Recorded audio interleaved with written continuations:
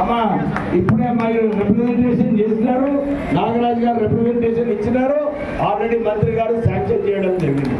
గట్టిగా చెప్పండి కొట్టండి, లేకుంటే మంత్రి గారు అనుకుంటారు అదే చప్పట్లు కొట్టలేరు, ఇది మళ్ళీ పేపర్ పక్కకు పెడదాం అనుకుంటారు. మీరు మంచిగా చప్పట్లు కొట్టినప్పుడు ఉంటుంది. ఆ అక్క బస్సు అడిగి అమ్మ బస్సు వచ్చిందా అది మరి చెప్పవు, నవ్వేది మంచిగా నాకు చప్పట్లు కొట్టండి. ఇప్పుడు